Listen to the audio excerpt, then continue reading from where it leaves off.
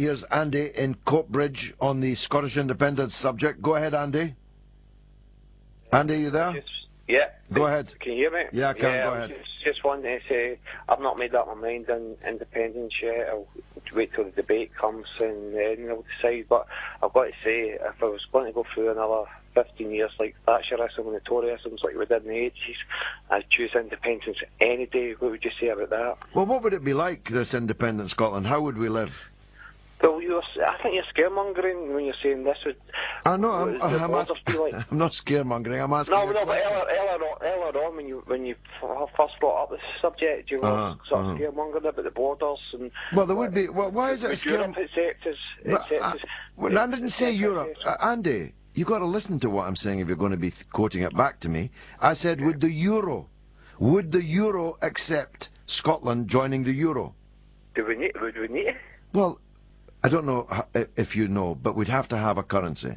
Yeah, we have three. We could either stick with sterling, or we could get our own currency. Well, we could get our own currency, like Iceland. Like Iceland had one.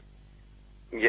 Did you know? Well, I believe in the Scots more than I believe in people from Iceland, to be honest. And, why? I mean, I think are Scots? I mean, you say you're undecided, but the truth is, Andy, you're not at all undecided. I'm happy.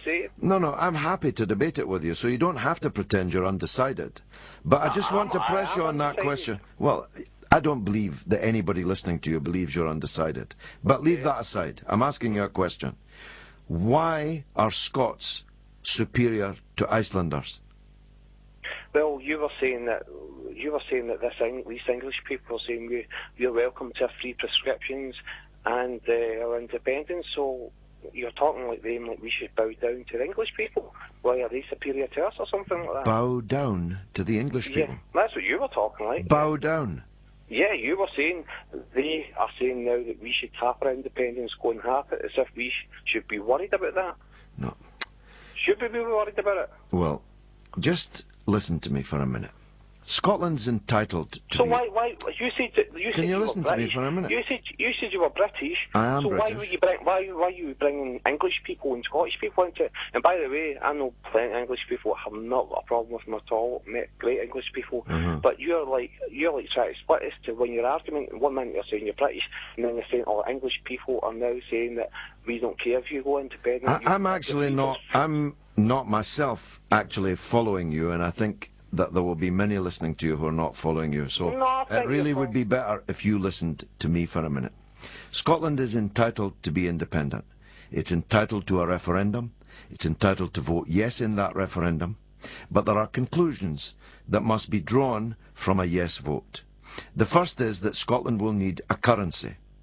If it continues to use the pound sterling, then the Bank of England will have conditions about Scotland's use of that currency. How could it be otherwise?